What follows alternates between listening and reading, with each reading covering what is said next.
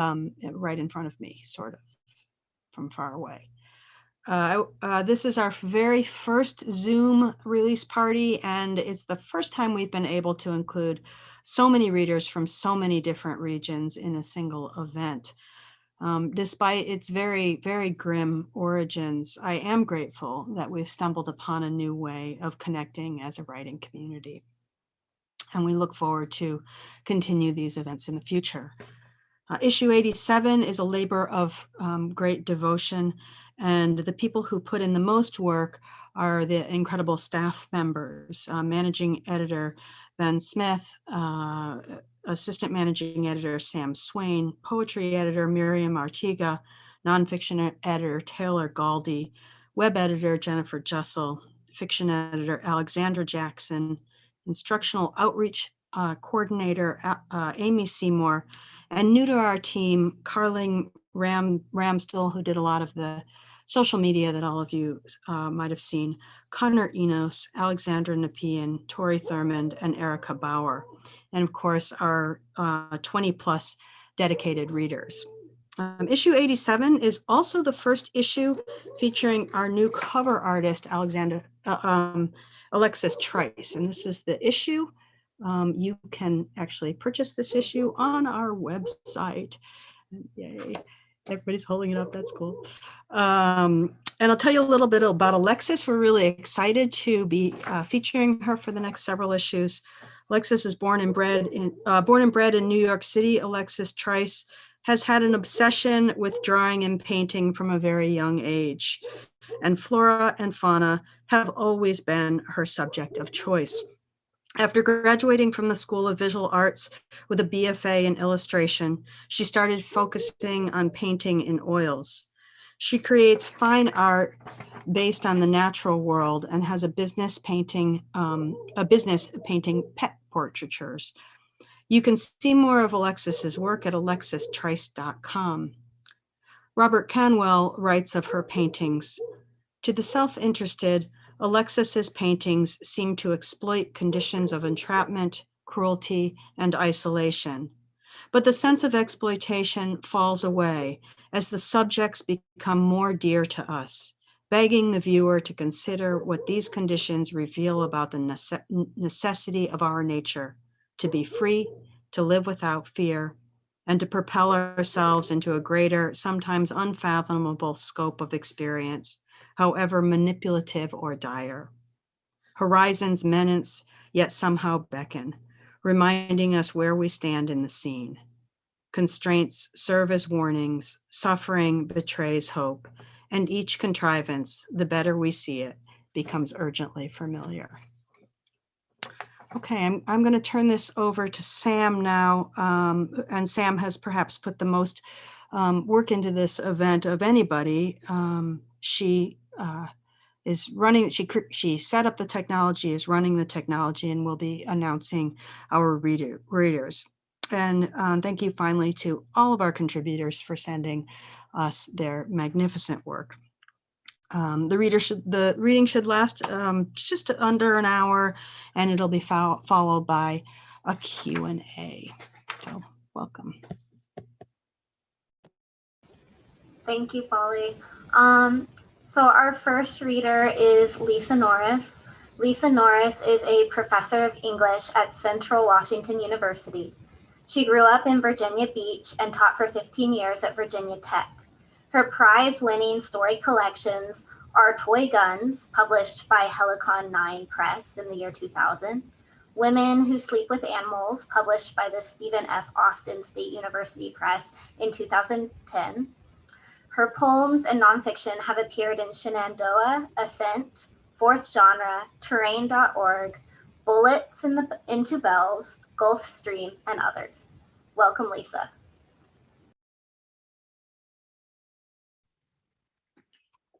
Okay, hello everyone. I hope that it's all working, and thanks again to all those at Willow Springs who have made this possible, and a shout out to my loved ones who have showed up.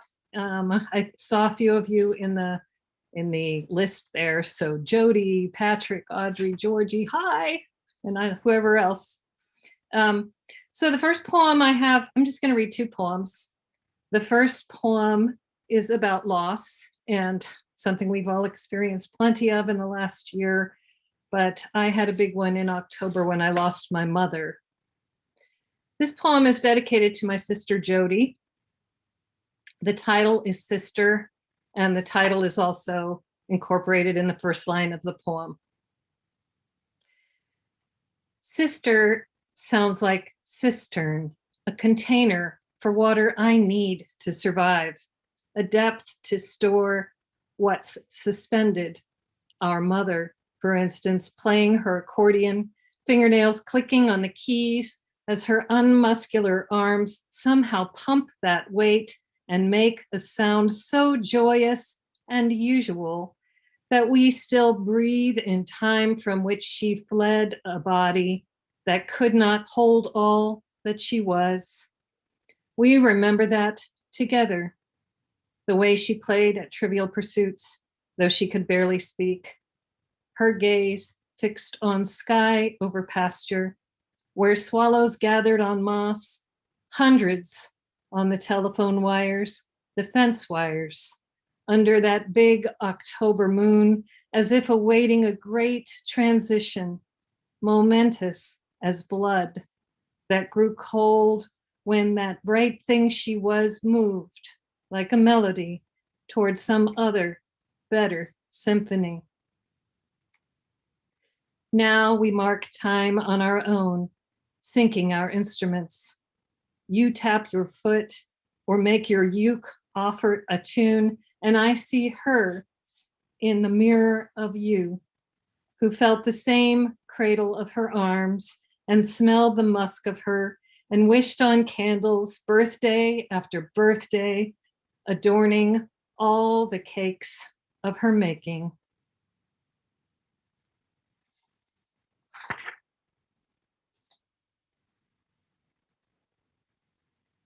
Second and last poem here was published in Willow Springs. Thank you very much. The title is also the first line again, and the title is Driving on the Eastern Shore, I Say.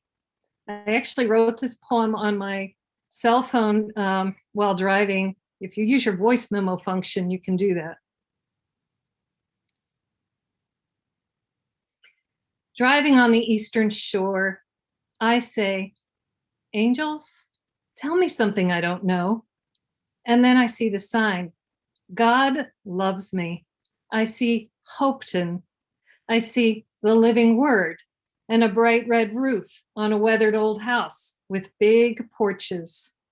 I see Carson with a K, but the K is gone, so it looks like arson.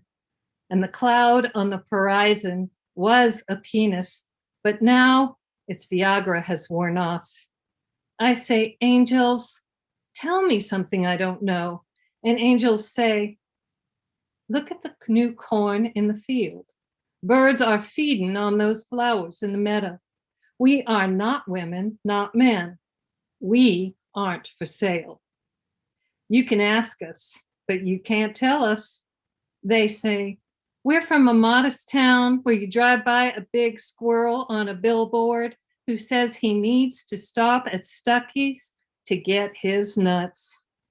Girl, you're here, but you're also everywhere, like we are. The new corn is still coming up, and we are inside you looking at that magnolia tree, that yellow car going too fast in the right lane. Be devoted to a life of courage, they say. But how, I want to know. Just keep asking. That's what you're here for. We got your back, baby. We are going to Temperanceville or Salisbury, where you will not be buried. Birds rest on shore before that 17-mile journey across the bay. They fly in the dark. Why should you be any different?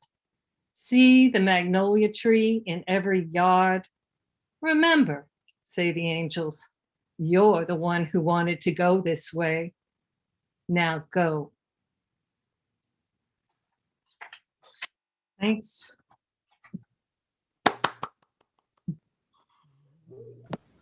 Thank you so much, Lisa. That was amazing. Our next reader is A.D. Nauman.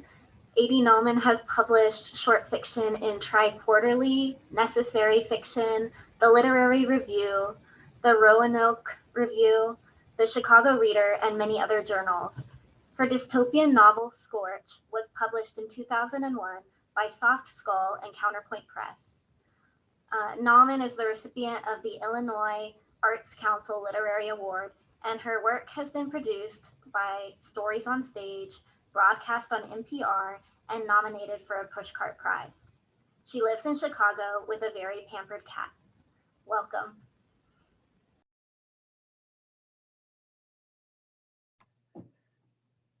Thank you so much. And thanks again to the organizers for inviting me and having us all here and organizing this great event. Lisa Norris, here's a weird coincidence. My short story that I'm going to read the first few pages of is set in Newport News, Virginia, where I lived as a kid.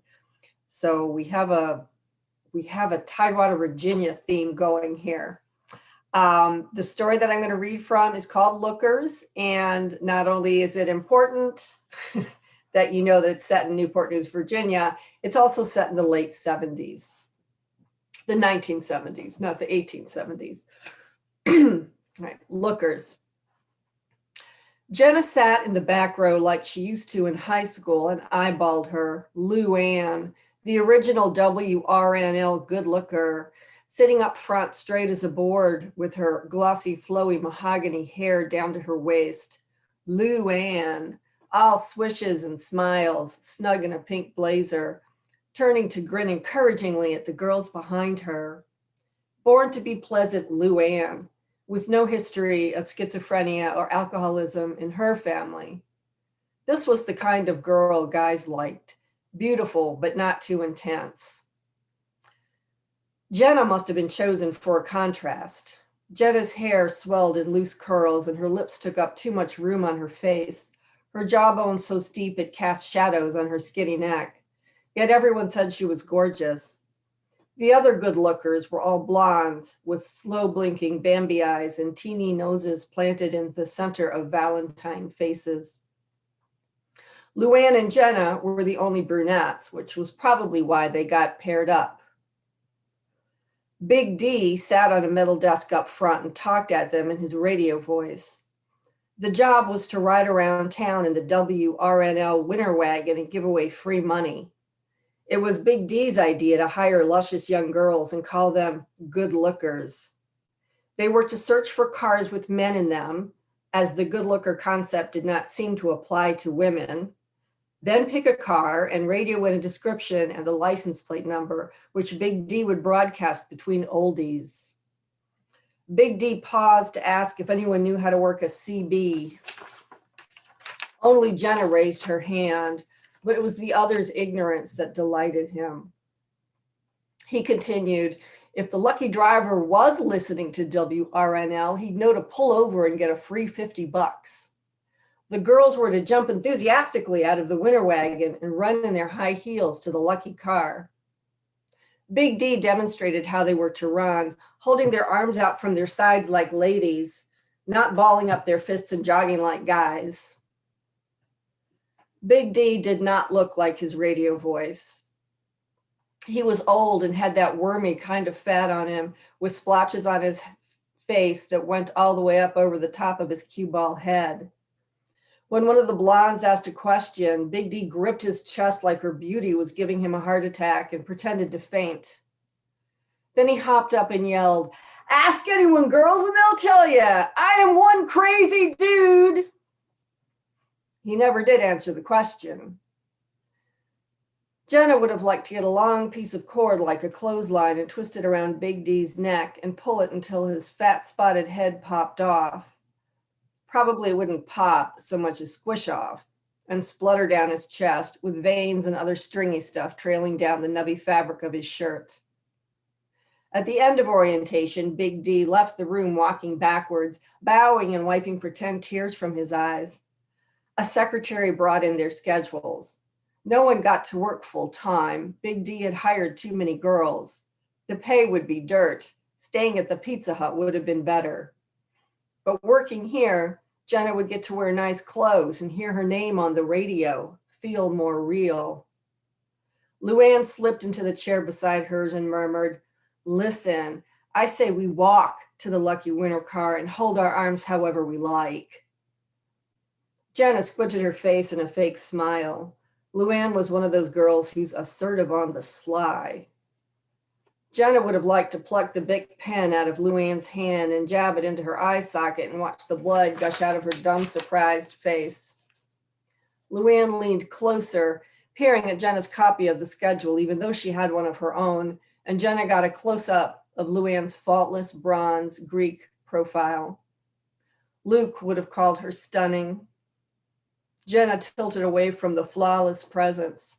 Stunning, he would have said, not because he was a flirt, but because he always found a compliment for people.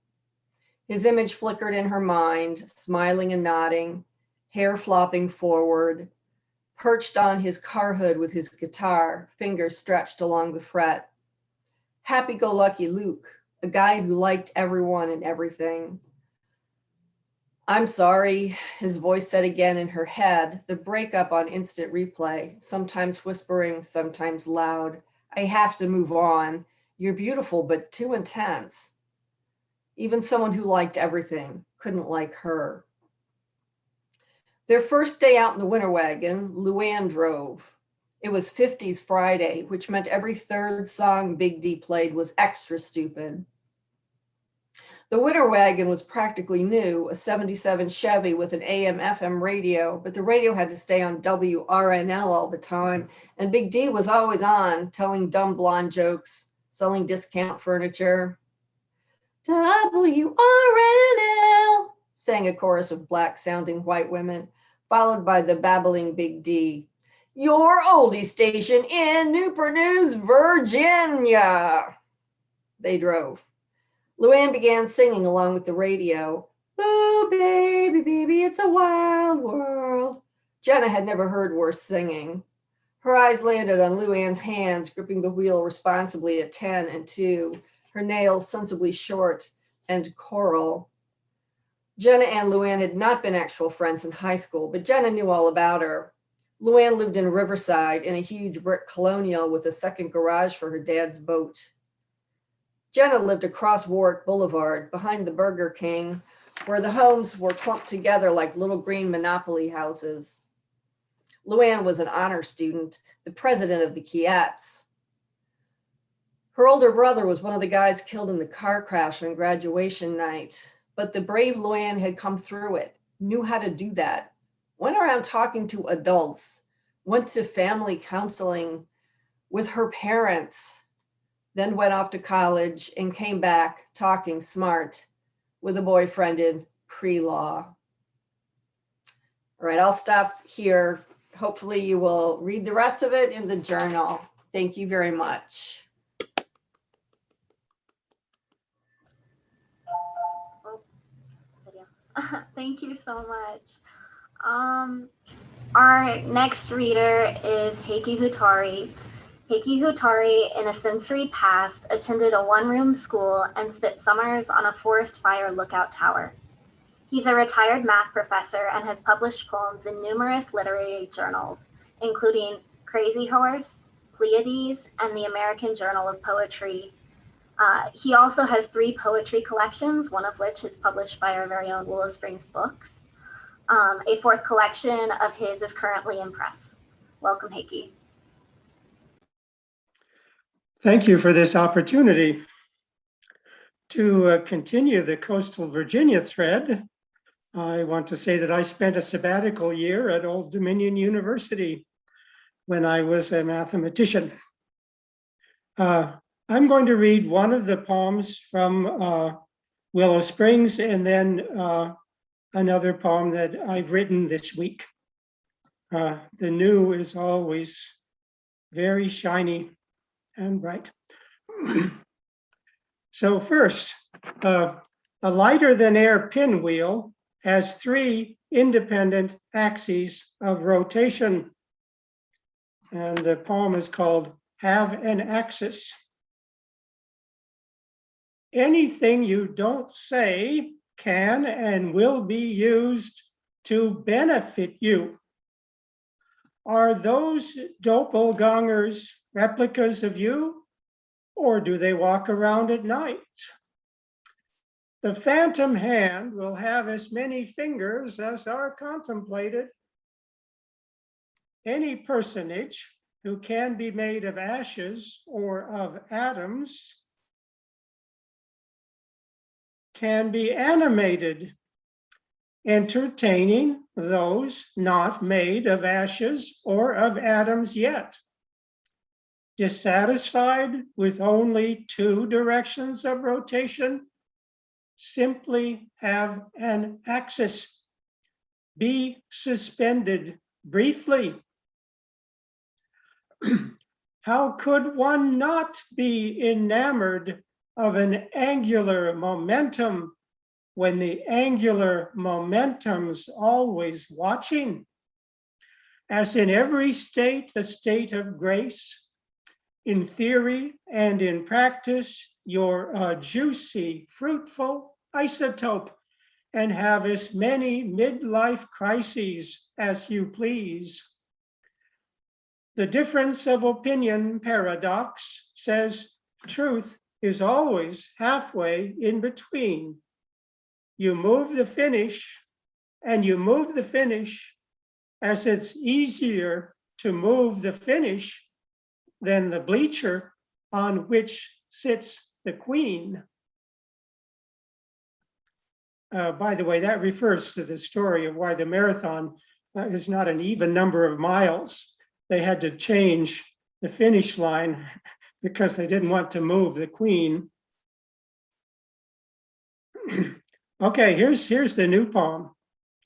And the catalyst is maybe a dumb pun, exploiting the 2 different meanings of the word sentence. It's either a collection of words or a number of years spent in jail. And it's part of that sentence. The direct object. In idleness, one manufactures white space. If to take exception is to take exception lightly, then one must be this significant to cancel gravity, to go on matching attributes with incidentals 2 by 2 or 3 by 3. And at the height of one's humanity, one's timing could not have been better. Silence chasing silence, it's not an experiment till it goes humorously wrong. My silviculture for a flying carpet, mental exercises to the albacore form schools. Change one of my parameters and voila, no more Armageddon.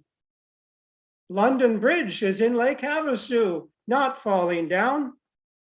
And you can have my arsenal of mirror neurons when you pry them from my wet gray brain. From trampoline to trampoline, who was that unmasked man? It's 33 o'clock. Unrecognizable pedestrians are self-assembling, and 61 of 62 lawsuits are laughed at. Come out with your hands up, direct object. You have me surrounded. Now I see too many, now I see too few. The methane craters in the permafrost to make me happy, to make me feel fine. My universes are so parallel that they are laughed out of divorce court, and so perpendicular their intersections, if I blink, I miss them. What hath God wrought? What did I sleep through? Before time, A was similar to A. If A was similar to B, then B was similar to A. If A was similar to B and B was similar to C, then A was similar to C. as at my last stop, when I innocently stepped down from the train, the number of brass bands is equal to the number of constituents of true construal. So hello, goodbye, cruel world. Thank you. Thank you so much for that. Our next reader is Mitchell Jacobs. He is a poet from Minnesota, now living in Los Angeles. His work has appeared in journals such as Gulf Coast, Massachusetts Review, Poetry Northwest, Plowshares, and Slice. His poems have also been featured in the Best New Poets of 2019 anthology and on The Slowdown, a podcast with Tracy K. Smith. Welcome, Mitchell. Thank you so much, Sam. It's really nice to be able to hold the issue and read from it. I really envy when poets are able to just pick up their book and read from that. So I'm going to start with the poem that's in the issue. It's called 3 Ways into Hurt. The Micronesian gilded warbler's wingbone juts just so into its spinal column, 1 millimeter deep between 2 vertebrae, continuously. Its characteristic dipping flight pattern results from wincing with each wing beat, jab, jab of the bone, a trait beneficial for maneuvering in the winds of waterspouts. Natural selection takes no heed of suffering in bestowing golden laurels to this champion island hopper, nor can the warblers conceive of dying, or wanting to die, or of species-wide extinction, or wanting that extinction.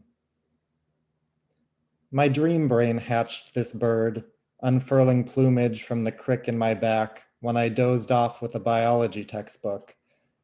I had begun to learn how a neuron kicks with sodium and electricity. Pain, perhaps the meaning behind that dutiful Morton Salt girl in a thunderstorm, eyes closed, chin down, cheek turned to the wind. The severed limb of an octopus, if served fresh enough, will spasm with a drop of soy sauce. Purely reflex? And the nerve nets of cnidarians, ragged stuff of impulse rather than idea, react to touch. Researchers carved tortuous shapes from jellyfish body wall and watched voltage travel the entire span. I picture these emblems of pain translucent, stretched taut on laboratory tables. In a tank, basket stars like tangled dendrites writhe. This I do not have to picture. My mother's palm pressed against her forehead, blanching the skin, clenched fist anchored in her hair. A migraine or something like a migraine every day. Her newest doctor says the pain in her head is connected to her jaw pain, connected to her neck pain, connected to her back pain, bone song of a skeleton awry. She cannot bend to pick up the dropped pill, is told not to bend the x-ray scans she brings home in an envelope.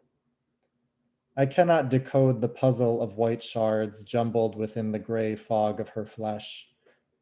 Black pages laid out on the kitchen table chronicle her car accidents. Whiplash, whiplash, through the curve of vertebrae. She slouches forward on the porch chair in a bathrobe and white neck brace, a raw unquiet within her quiet pose.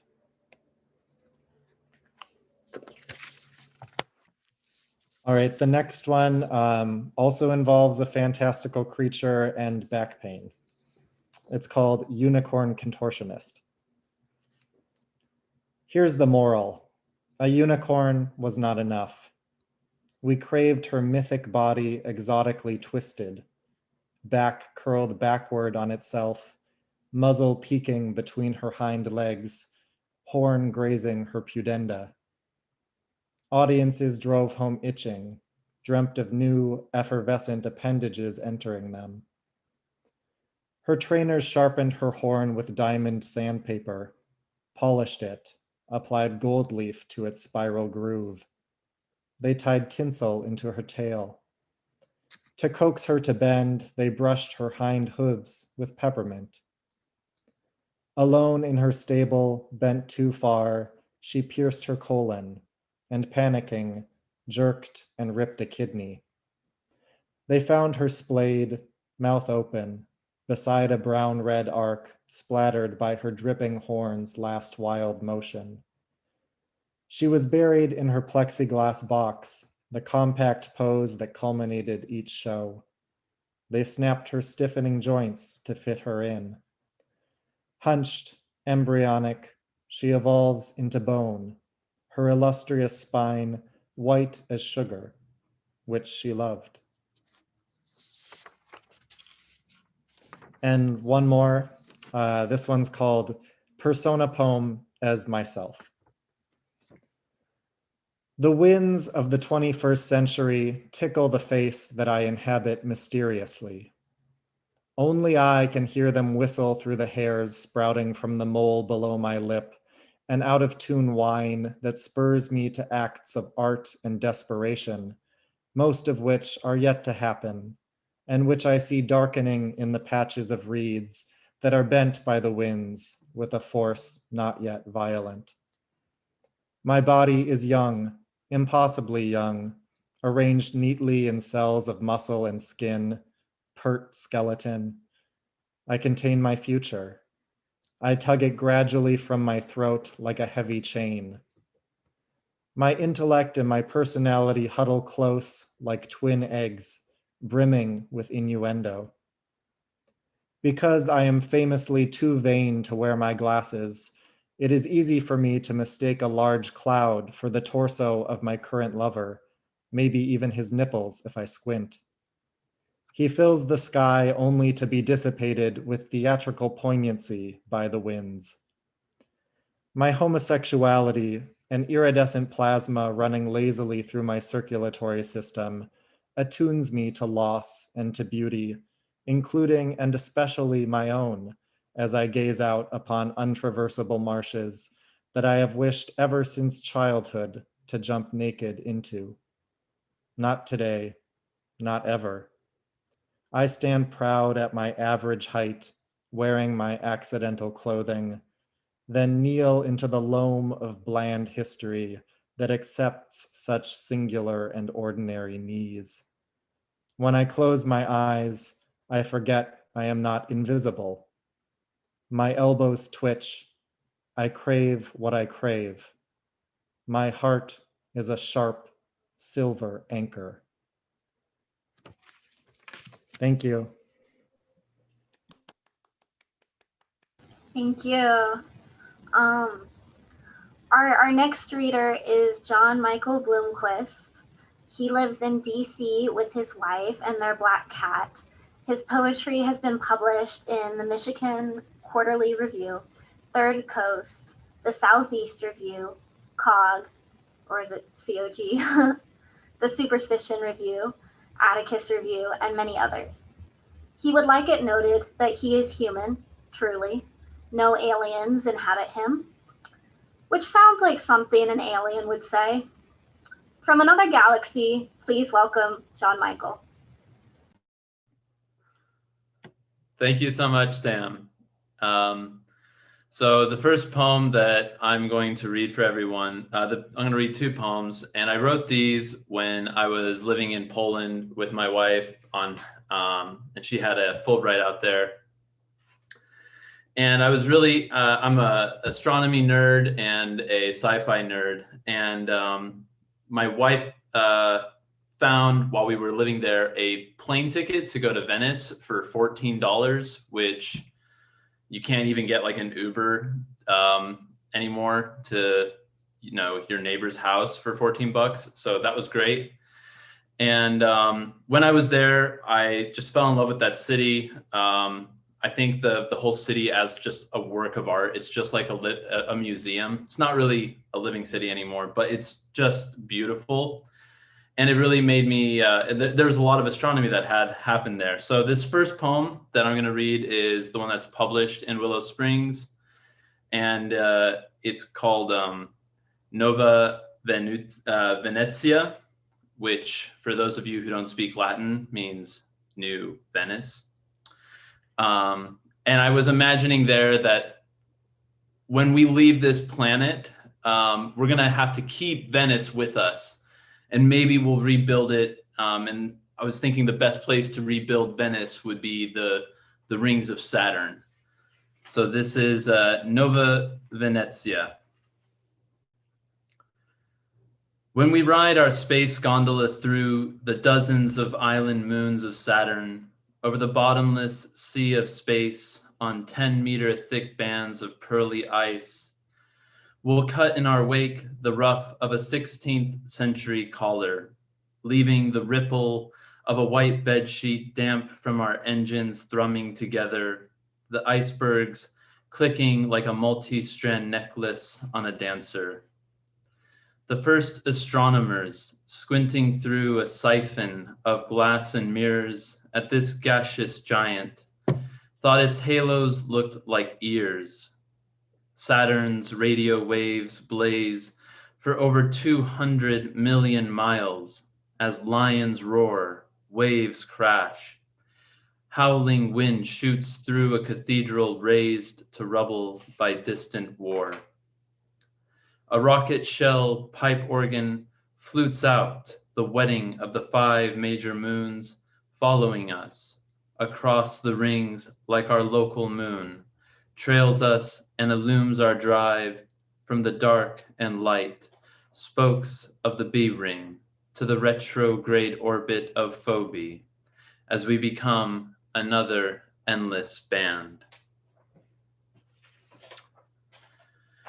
And the second and last poem that I'm going to read is, it's called the Spacewalker's Hymn to Saturn, and this is a double sonnet, not necessarily rhymed.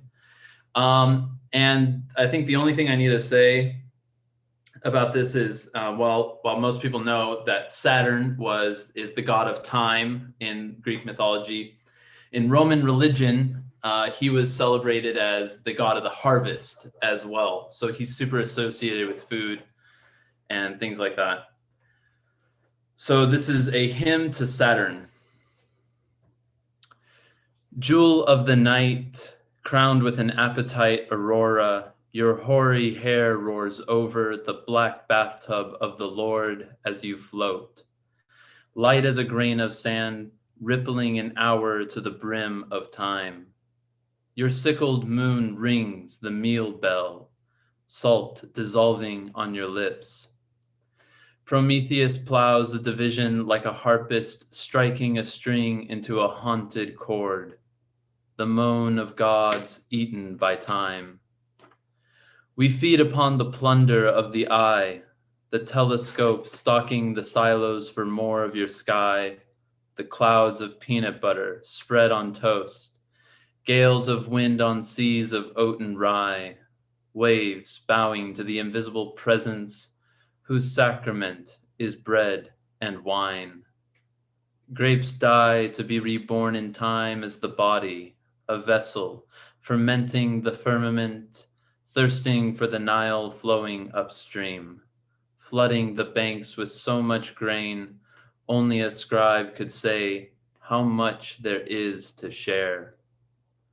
The only way to save what's been consumed is to reap again. Though no bees fly from your honeycomb storm to pollinate flowering asteroids for seeds to fill your tilled rings, you're the fruit in the garland of the spheres, the manna in the desert vanishing each morning, the nectar that the hummingbird flies thousands of miles from its home for. Thank you, everyone.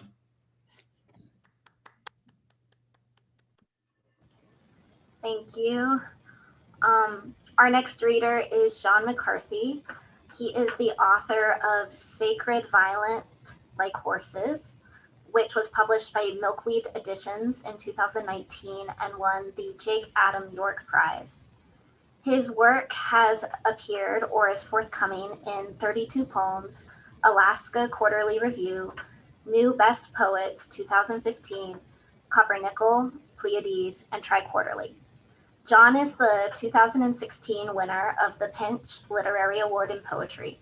He received his MFA from Southern Illinois University in Carbondale. John lives in Evanston, Illinois, and is an associate editor at Rhino. Welcome, John. Thank you, Sam. Thank you, Polly. Thank you, Ben. And congrats to the whole Willow Springs editorial team. It is a beautiful issue inside and out. And thank you for making the space for all of us. It's an honor to read with the other contributors, and I've quite enjoyed following along in the issue as you all have read. I will read 2 poems tonight. The first poem I will read is the titular poem from the book. It is about grief and toxic masculinity and how they intersect with class, and how fear and insecurity are often passed down as inheritance. Scared violent like horses. I was too young to call him a friend, but I had a classmate once who snuck up behind a horse, and now his body is made of a long time ago. He is the quiet space in memory where he never sat next to me again.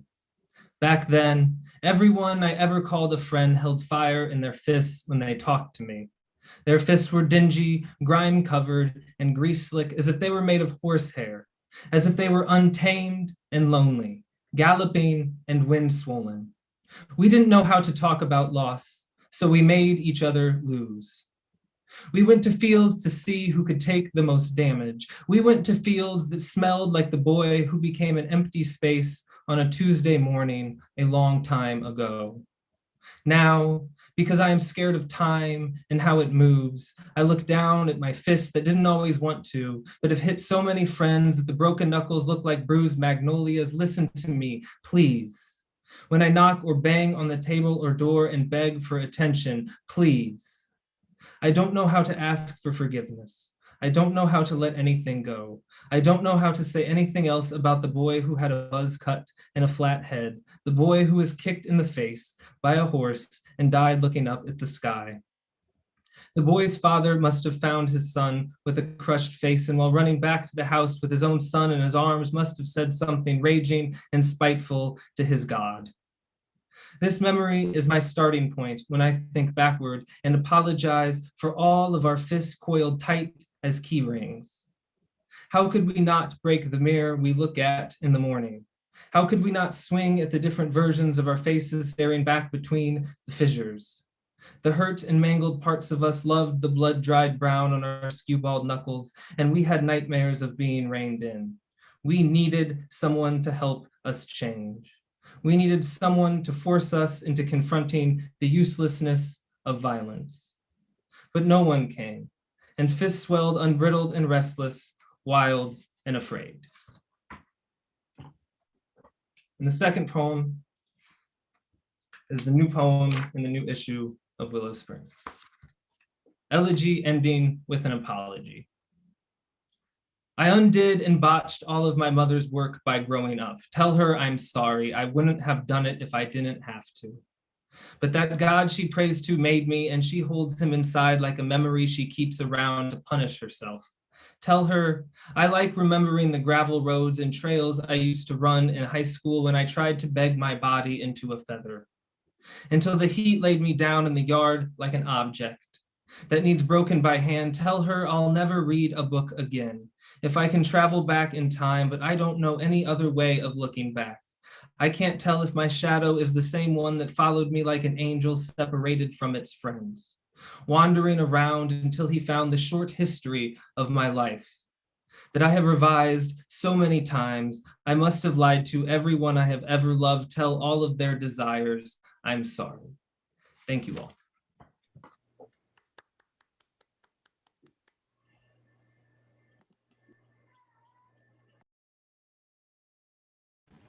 Thank you so much.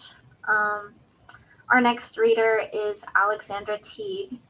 She is the author of 3 books of poetry, or what we'll call Desire, The Wise Men and Foolish Builders. The Wise and Foolish Builders, and Mortal Geography, all of which were published by Persia in 2019, 2015, and 2010, respectively. She is also the author of The Principles Behind Flotation, published by Skyhorse in 2017, and co-editor of Bullets into Bells, Poets and Citizens Respond to Gun Violence, published by Beacon in 2017. She is a professor at University of Idaho and is currently working on a collection of essays, of which this is the first publication. Welcome, Alexandra.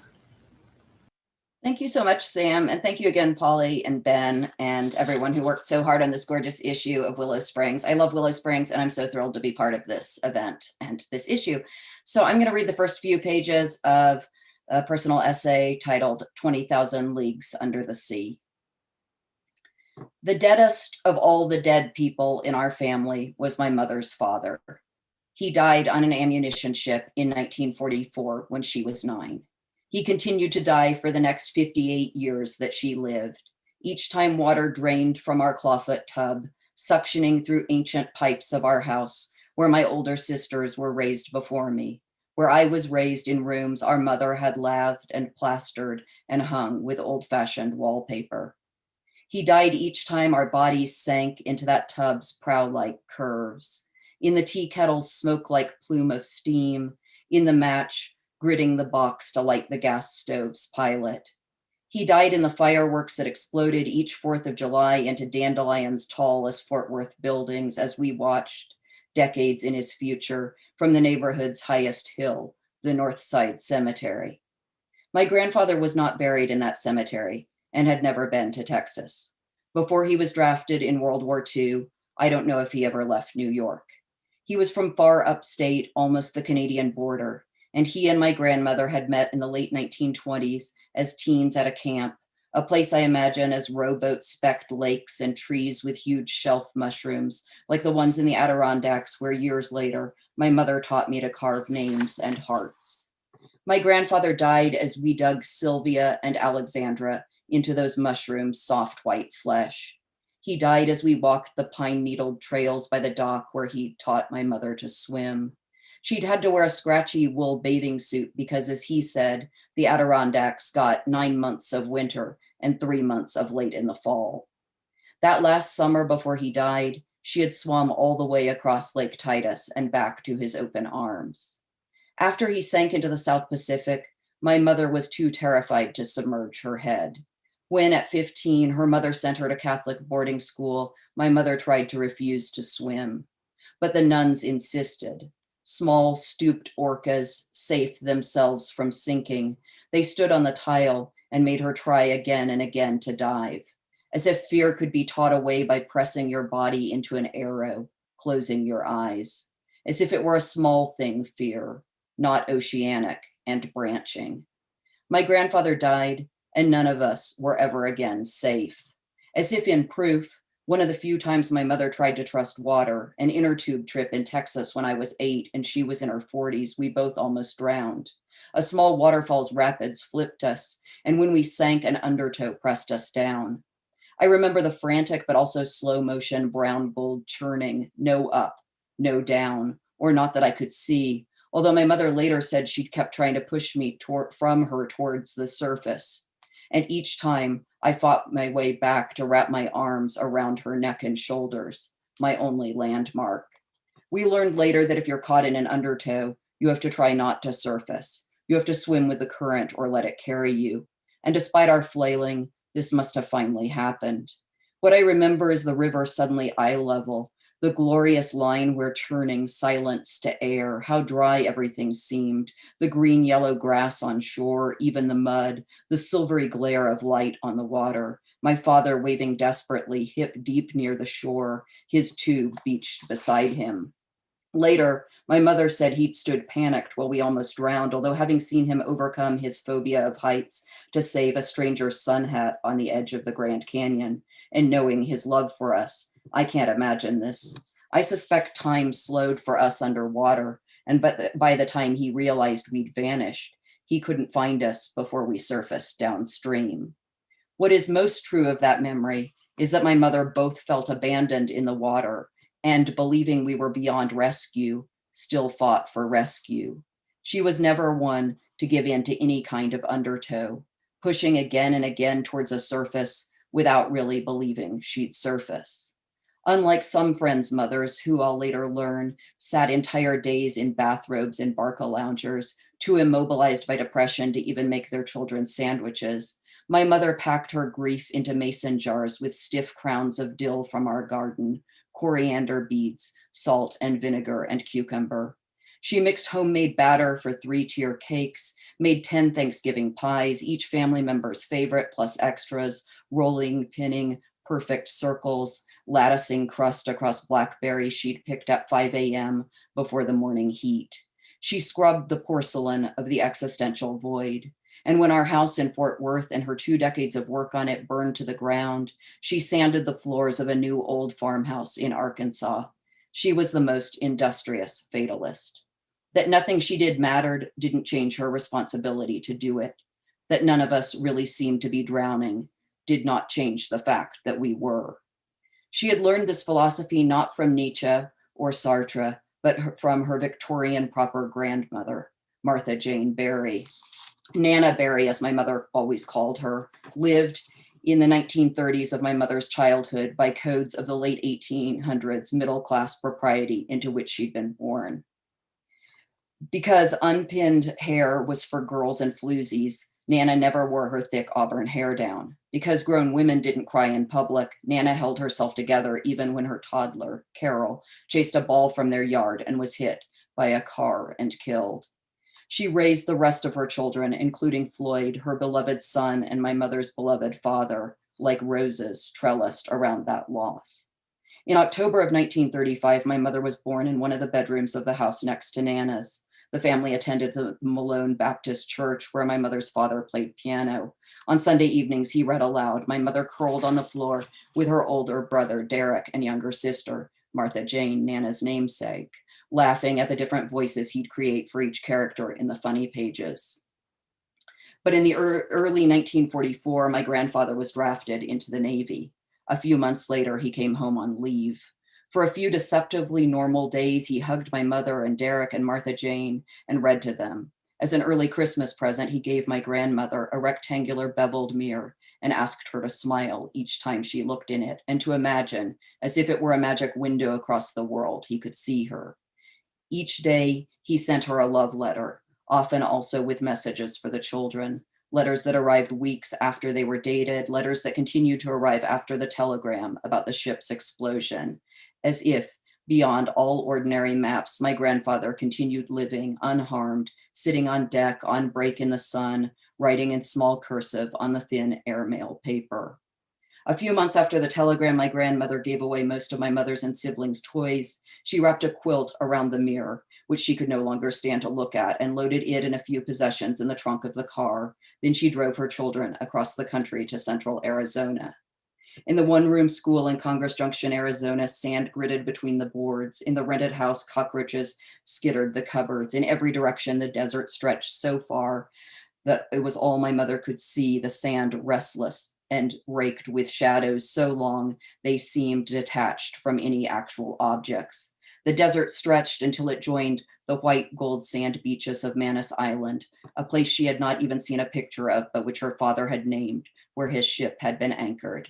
My grandfather died outside Congress Junction, Arizona. He died in its sand, which had blown from the tropical beaches of Manus Island in Papua New Guinea. He died in the deep desert washes where my mother wandered alone in the afternoons, looking for Micah, listening anxiously for the scuffle and snort of packs of javelinas, and beyond that, and the occasional wind chime rattle of cactus, her father's voice. And then it goes on from there. Thank you very much. Thank you. Our last author is Lauren Moseley.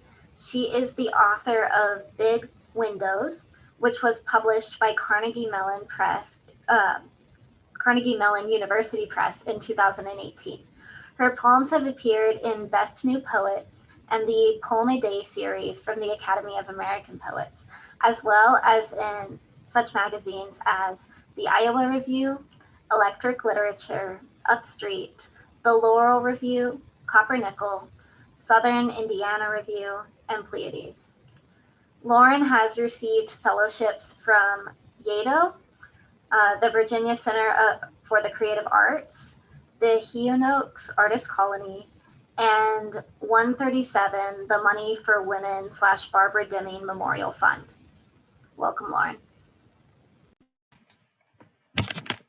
Hi, everybody. Thank you all so much for sticking around, and just another huge thanks to all the staff of Willow Springs. I was saying at the beginning of the event how, I mean, this is really one of the most positive literary magazine publishing experiences of my life. It's just been so professional and also so much fun, and this reading included. So thank you all so much, every single person who has had a hand in this magazine, and especially to Sam and to Polly and to Ben for all the great work on this event. And fellow readers, it's been so awesome to hear your work.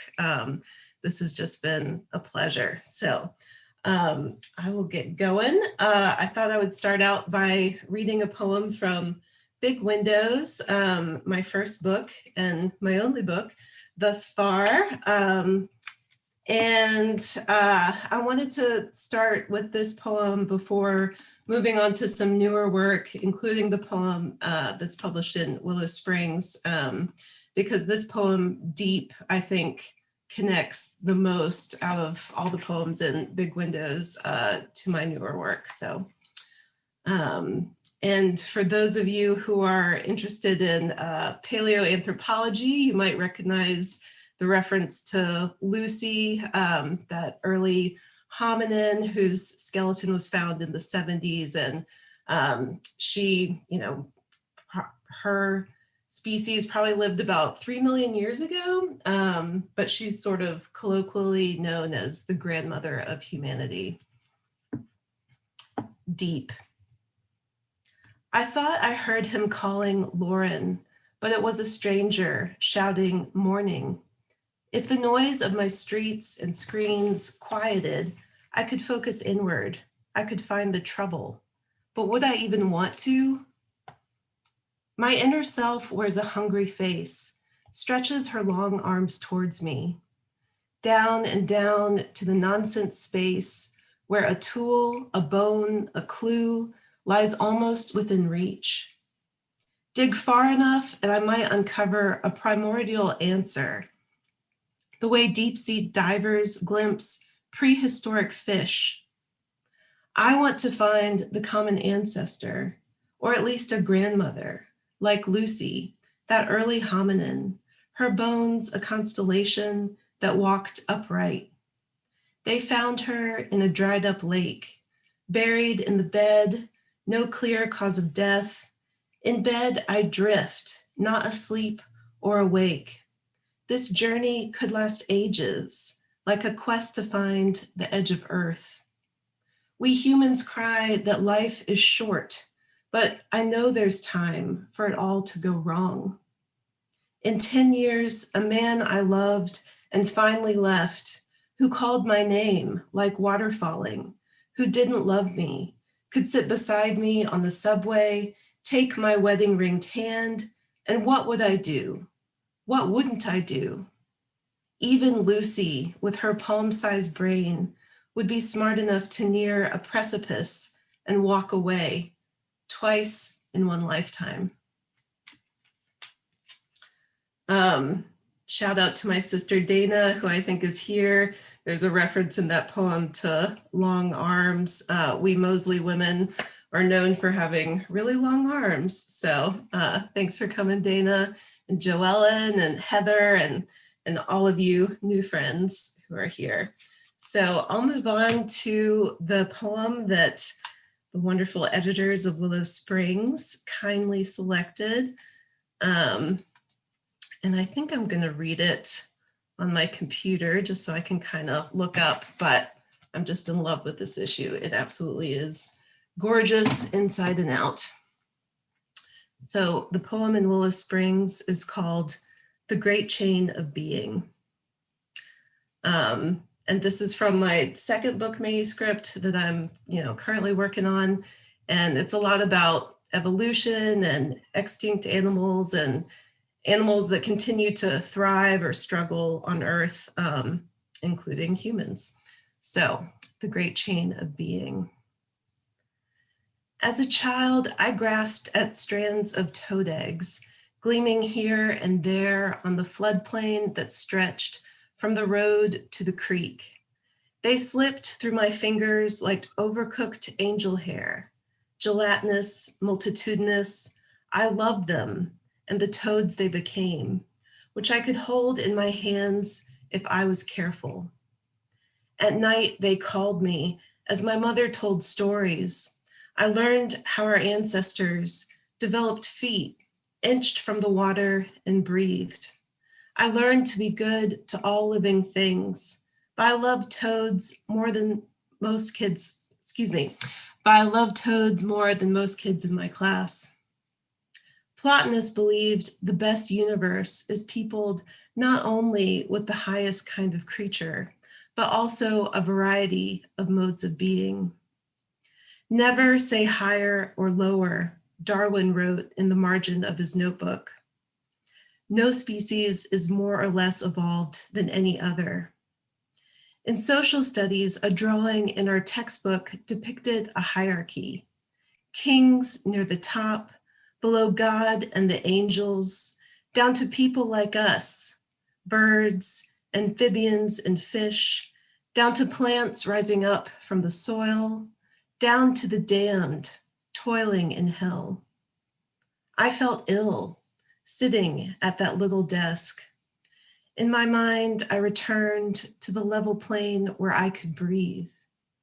As I crouched in the dark, nose to nose with mosquitoes, in the flooded field where toads had mated, the skeins of slime I tried to hold in my hands were divine, shining silver in the sulfurous mud. All right, and now let's have a extinct animal poem, shall we? So this poem is called Song for the Woolly Mammoth, and there are several poems in this new manuscript about extinct animals. There's one about the elephant bird and one about the giant ground sloth. But yes, for those of you who, like me, have woolly mammoth fever, you can read this in poets.org as well. Song for the Woolly Mammoth.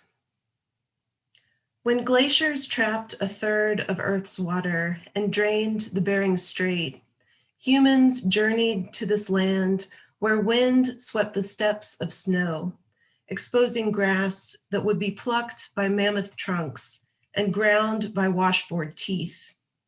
Up to 13 feet, their tusks curved helically and would intertwine if they went on a little longer.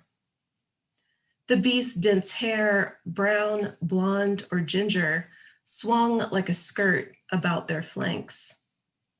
I want to rest my head against that shaggy coat, to crane my ears, to be protected from the giant short-faced bear.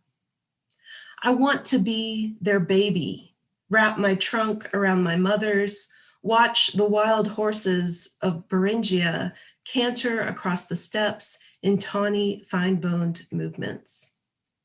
The thick fat under my hair keeps me warm when the sun goes low, and I grow into an 8-ton bull, pierce the ice with my tusks, and drink from glacial pools. The wind is bitter, but my strongest features have grown bigger than my father's. When summer comes, I must find a mate, and it only takes a few tusk locks to show my strength. After our calf is born, I see upright creatures eyeing him from the mesa. I will fling them against the icy mountains. They wear our hair as if it were their skin. Still, I will live through many winters, through each warm season's hard-headed matches. I know the range that slopes like the hump on my back, sunsets redder than the long-toothed cat's gorging mouth, how musk oxen form a wall of horns and still fall prey to the blade thrown. I know how many herds have fled and the curves of carcasses stripped to bone by men, wind, and time. I do not know that I am gone. All right, and just one tiny, wee little short poem to close us out. Going back to Big Windows, kind of the title poem from that book, mostly because it's a nice poem to end on, I think. And this is called Thanks Be to Big Windows. Winter vegetables on the windowsills, glass drawing lines between warmth and cold, rottings and ripenings, drying leaves, our plain life pulled out to the evening, branches ink black in silhouette, the writing spider's finished web. Inside and outside, the same if you squint. When I woke up in the morning, I knew exactly what I was. Thank you so much.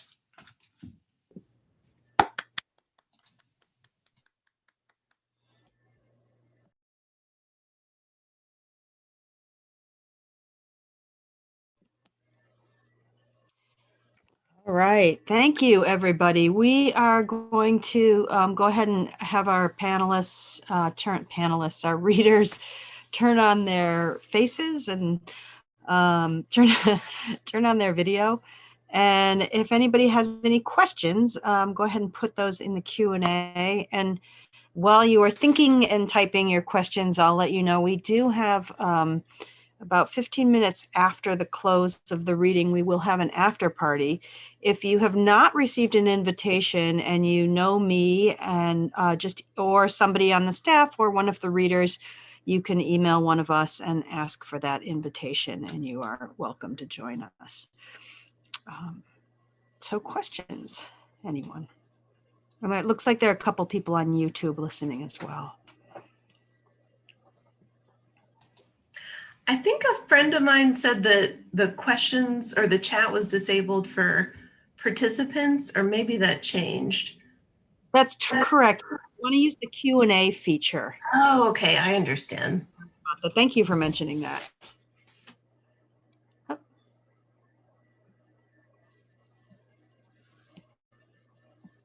And Ben says, if anyone anyone who doesn't have an issue of Willow Springs 87 and would like to purchase one, you can. And he provided the link.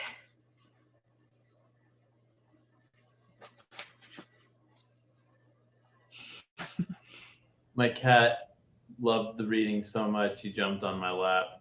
So I had to hear more. Y'all did great.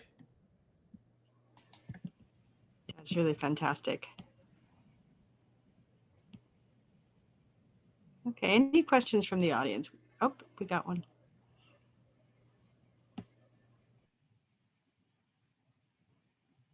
All right, so Madison Flint says, hi, Lauren. I adore your poems inspired by evolution, and I wondered how you came to writing poems about science and evolution.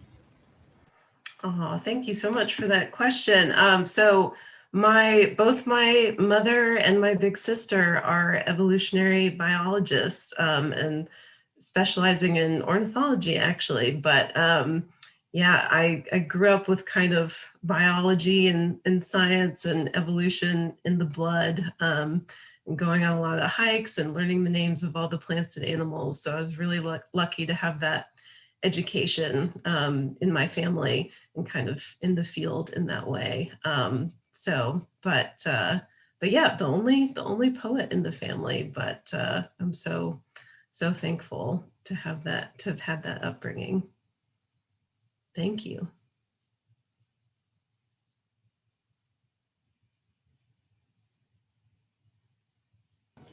All right. Heather Boland says, where are you finding joy right now as writers and humans? I suppose this is to everyone.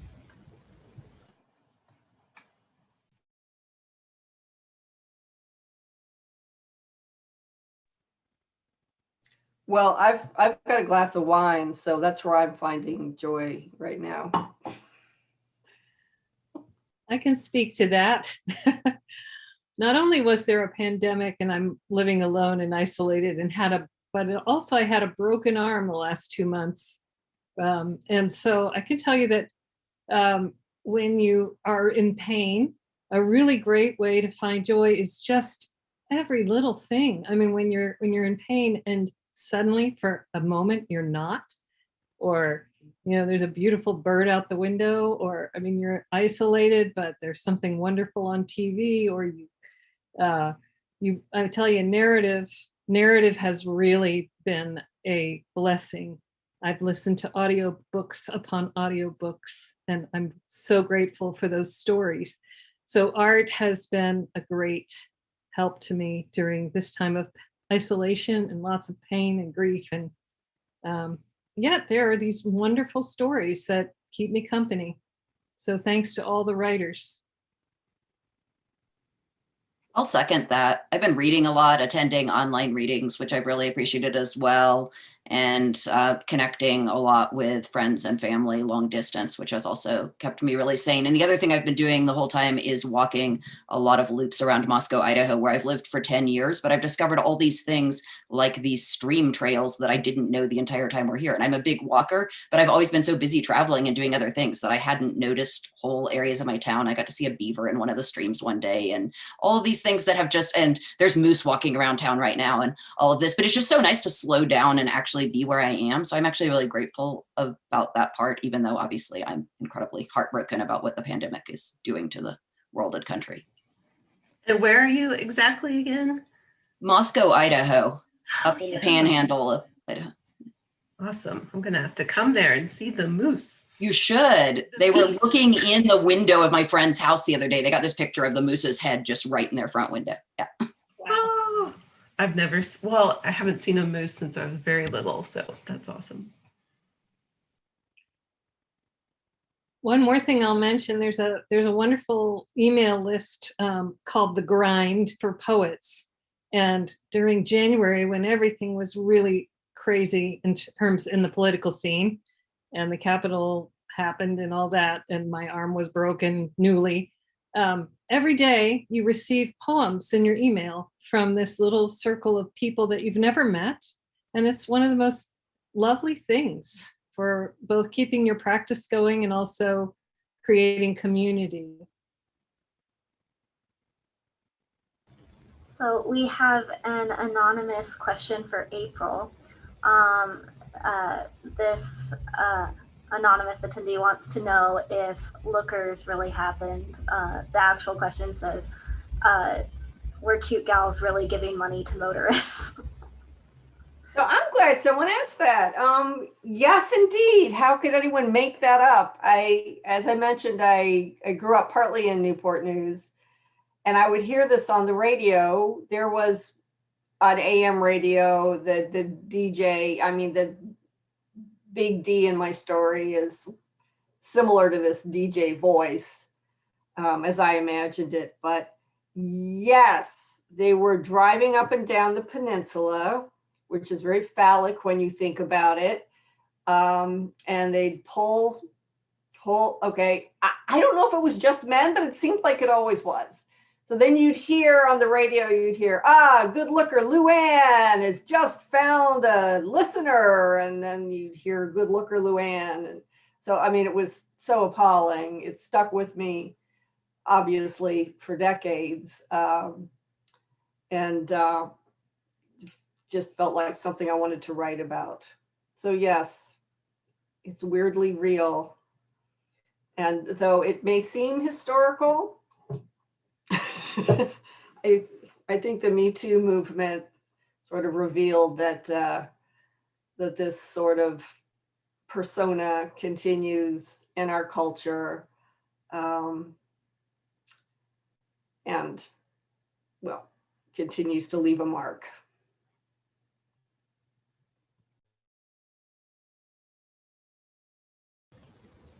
Anne New has a question for Alexandra Teague. In your poem, the refrain, "He died," you cited various oral and visual triggers. Were these associations experienced by you, your mother, or both? Yeah, thank you. And hi, Anne. That's my sister. Both of my sisters are listening. So this piece and these essays I've been working on are interesting because I'm trying to get at the sort of metaphoric emotional truth of how it felt to live in a family in which my mother never got over her father's death.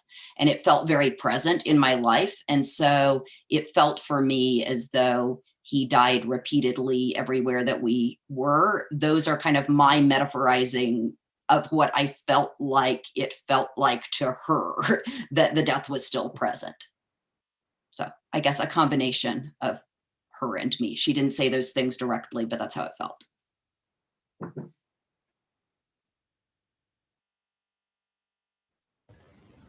Madison Flint has another question for you, Alexandra.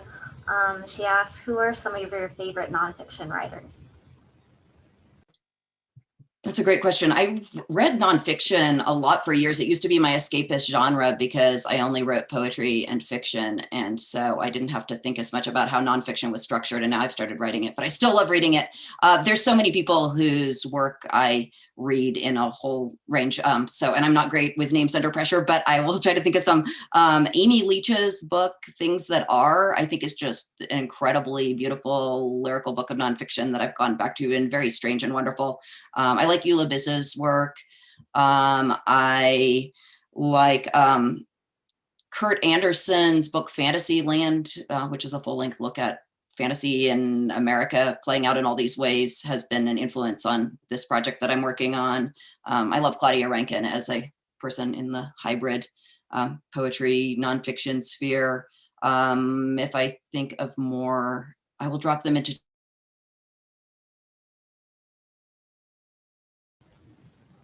The next question is for Mitchell. Roberto Lore asks, what was the inspiration for your contortionist unicorn? It reminded me of how we use and abuse the beautiful things in the world. Oh, well, thank you for that question. That one I actually owe to a friend of mine. She's a poet, Audrey Gradzowitz. She was teaching an intro creative writing class, and one of her prompts for the students was to write a poem with some sort of completely absurd title. And she gave a couple examples, one of which was Elegy for the World's First Unicorn Contortionist. And so she had shown me this writing exercise. Maybe I would use it for a class. But I said to her, I was like, hey, can I have that? And she's like, yeah, sure. Because when I read it, I knew exactly how the unicorn was going to die. So I just kind of went from that image backwards.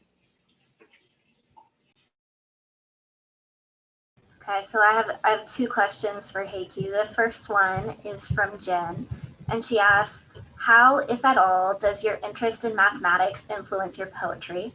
And actually, Josh's question is in the same vein. He says, I love how mathematical principles and ideas are played with in your poetry. Would you be able to talk about how you came to pursue both math and poetry in your life and how they interact? They always take place at the same time in the same place. When I was practicing mathematics, the thing was I would see something and I would say, what if you changed it this way? And the same thing in poetry. By the way, I think I learned to write poetry in my math classes as an undergraduate. I wasn't trying to write poetry, but I was trying to write math. And the standards for math or writing, good writing, are just the same as they are for the good writing of poetry. And in both fields, I take, let's see, who's that guy's name? Yogi Berra's advice. When you come to a fork in the road, take it. Thank you for the questions. We have a question for everybody. Rachel Weeks says, during the pandemic, there's been a lot of conversation about self-improvement or staying productive. While I understand this desire to keep moving, I am curious how you all have responded to this hustle culture, even with COVID. Have you pushed back against it? how have you balanced your time with creating poems while also living during a difficult period?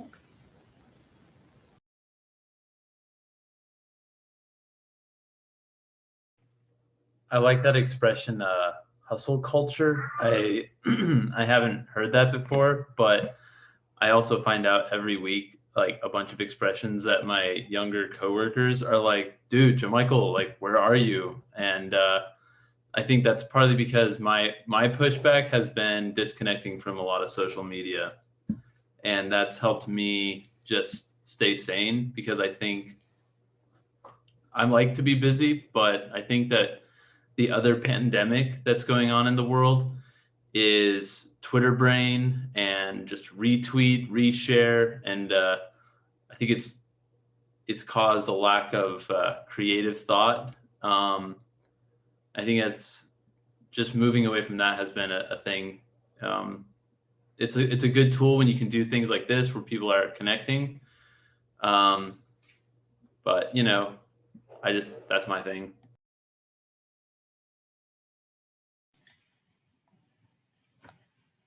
Yeah, I've tried to, continue writing as much as I can, but also, I mean, lately the writing hasn't really been coming that much, kind of just in the past month, or it's been more of a struggle. So I'm just kind of embracing this ebb and flow, and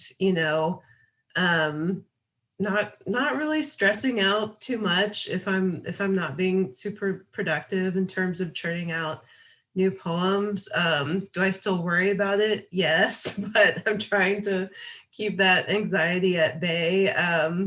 As somebody said, I think it was a comedian I heard on NPR or something.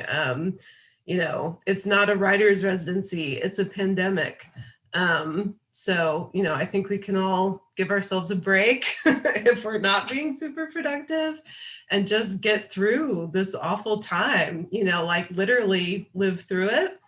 Then that will be a success. And, we can live to write another day. So that's basically my philosophy. I think the process for poets might be a little different. Right now I'm working on a novel that is set in 1932. So I find it's a wonderful escape. I can just go into this novel, and there's no pandemic in 1932. I have to say though, I've been reading and researching, and it seems like the next day it's all gone out of my head. And I worry a lot about, oh gosh, what have I forgotten that should be in the book that's not going to be there because I've forgotten it. But narrative is a wonderful way to escape. Thank you for writing those narratives. I mentioned earlier how much I'm enjoying audiobooks, and I think they're good training for any kind of writing, just that hearing how the language sounds. So when I'm lying in my bed listening to an audiobook, I tell myself I'm really working. I'm being very productive. And again, I'll mention that daily grind, which you're turning out something every day, but it's not great stuff. Everybody is sharing. Sometimes it's 3 lines. Sometimes it's your grocery list. You can share anything, but it's that, even if you're sitting down for a few minutes being creative, sort of, a little bit every day, it feels good. So my pushback is that. And I'll also, once again, underscore audiobooks, because you don't have to look at a screen. And I'm really with you on the social media stuff. That is, I've also taken a break from that, partly of necessity when I was one-armed, but it is really noisy, all that media. It's really noisy. Yeah, similar to that idea of a grind of sharing your work. Just a couple months ago, I started a writing contract with someone where we wrote out a thing agreeing that we'd each write an hour a day on a particular project we felt was being left by the wayside. And so each day we email each other once we finish doing that. And then the other one emails back, check.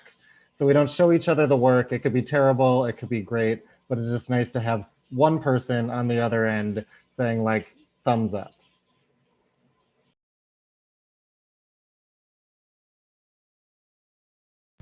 We have another question for all panelists. An anonymous attendee asks, who has been your greatest literary inspirations?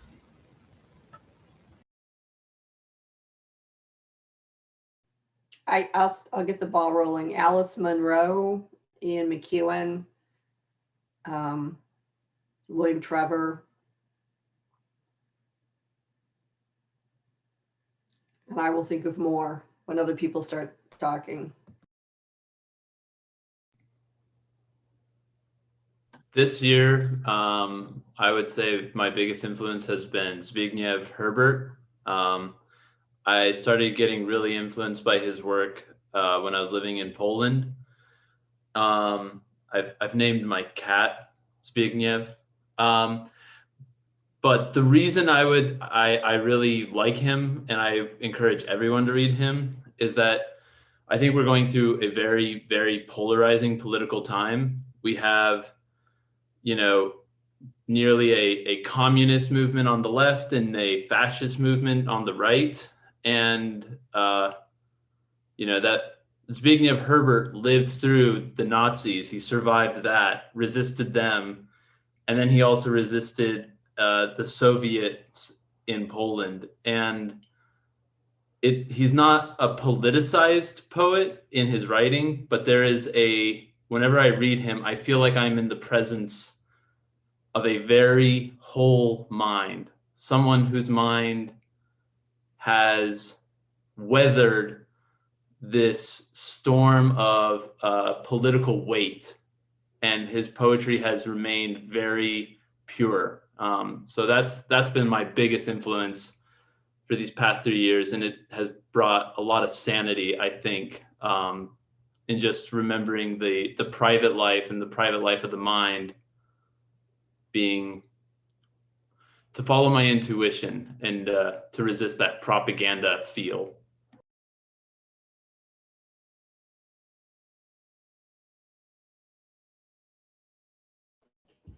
There's a poet I love named Bridget Pagine Kelly. She passed away a few years ago, but all her poems are basically pure magic. There's a lot of nature. There's something mythic about them. I can really lose myself in them, and so I'm enjoying them nowadays, especially. I want to echo Bridget Pagine Kelly as a huge influence. Her book Song is, as Mitchell said, just incredible and full of magic. And I have an epigraph by Bridget Pagine Kelly in the book. She is definitely one of my go-to poets all of the time. And also, I suppose, while crafting the book, I really liked the poets Bruce Snyder's Paradise, Indiana, an experience very similar to the experience in the book, as well as Chloe Honum's The Tulip Flame. It's a perfectly crafted book and deep in its brevity. And then I think right now, one book that I've been completely moved by this year is Joy Priest's Horsepower. It just came out, but I've read it twice already. It is a deeply profound book set in Kentucky, and that's by Joy Priest. So those are some of the poets I've been reading during the pandemic. That's awesome. While we're shouting out to poets we've recently lost, I'll say that Jean Valentine is one of my favorite poets and a really big influence. And incidentally, I mentioned Lucy earlier. She has a series of poems about Lucy in her book, Break the Glass. And if you haven't read Jean Valentine before, I would say that Break the Glass is a great place to start because, sometimes when you start with a big, like collected or selected book of poems, it can be a little daunting, but Break the Glass is a nice slim volume. So I'd highly recommend that. And yeah, I'll totally write this in the chat. This is such a great list. I love all the people that you all have said, but I'll carry on with the poets we've recently lost. Evan Boland's work was a huge influence on me before I had the opportunity to study her with her for 2 years. And I carry on so much that I learned working in the classroom with her, and her death this year, right around the time the pandemic started. So I guess last year was really huge, but I've spent a lot of time returning to both her essays about poetry, which are really brilliant, and her books.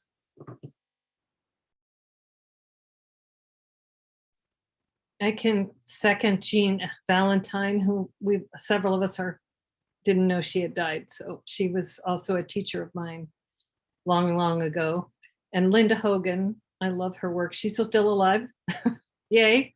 But I'm normally, or I kind of mainly a prose writer who has only just started writing poetry. And so Margaret Atwood was a huge influence on me. And also back to poetry, I love the work of Tim Siebels. And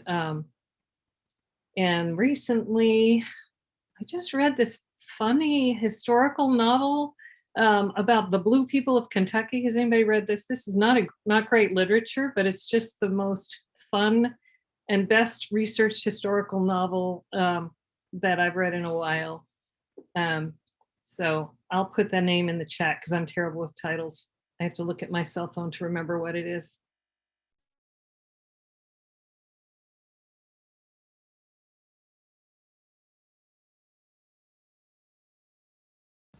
We have one more question for the whole group.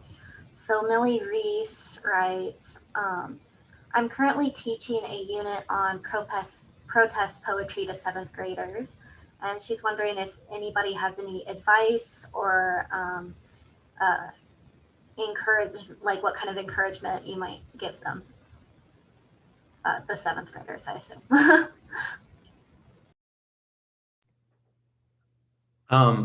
I would say that all poetry is a protest against someone else's motto or someone else's ideology. And it's that the beautiful thought of a person, it's this individuality, and it keeps us from being packed into sardines of the spectrum on the other end of propaganda or slogan or etc., social media. And also Cesar Viejo. I would just say that's also a really good person to read if you're looking for someone who felt the weight and the need to speak something about oppression without trying to be something other than just an original mind.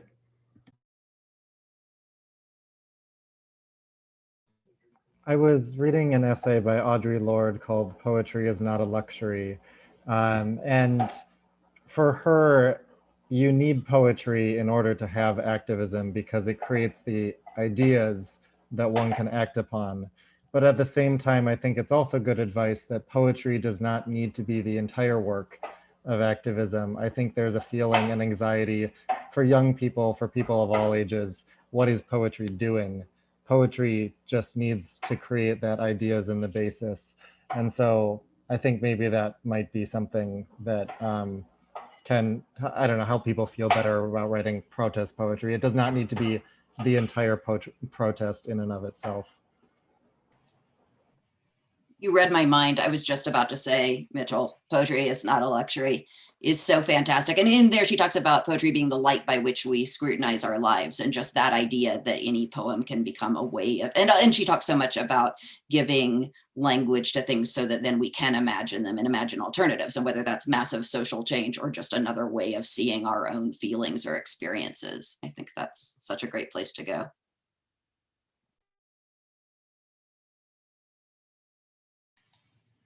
Yeah, I always think about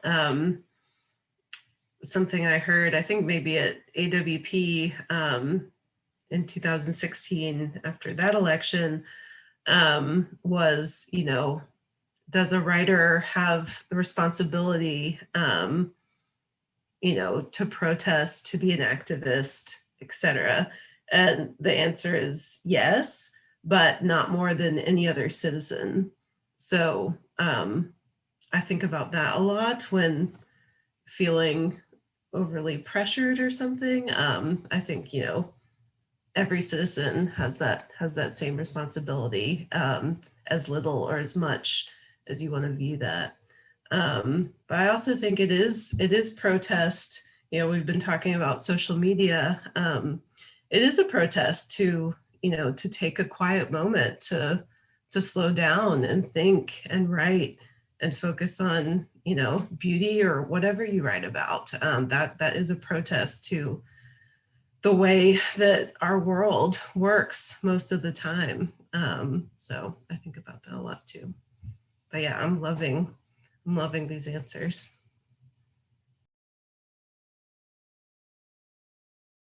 There's a, I've taught this unit to freshmen, and I've done Bob Dylan's Subterranean Homesick Blues because it's so fun to watch.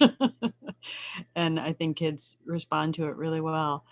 But I also mentioned the Adrienne Rich collection of essays called What Is Found There. And a lot of folks have said, you know, what she says is pretty much any utterance is a political act. I mean, the very act of bringing somebody into a vision that you have is a political act.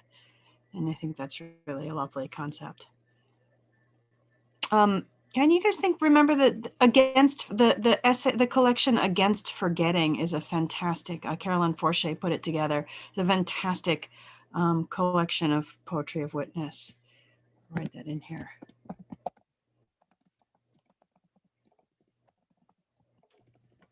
There was a poet who spoke when I was in undergrad. I don't remember her name, but I think her book's on my shelf. But she was asked to give a reading for a program to benefit homelessness awareness.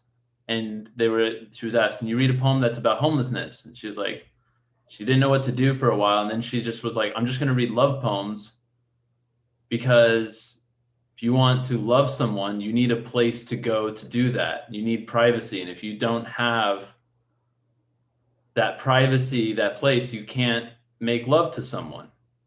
And so everybody deserves to have that privacy.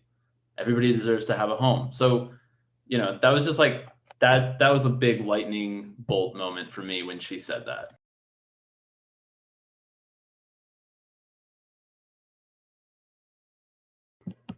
All right, are we out of questions? It looks like we are.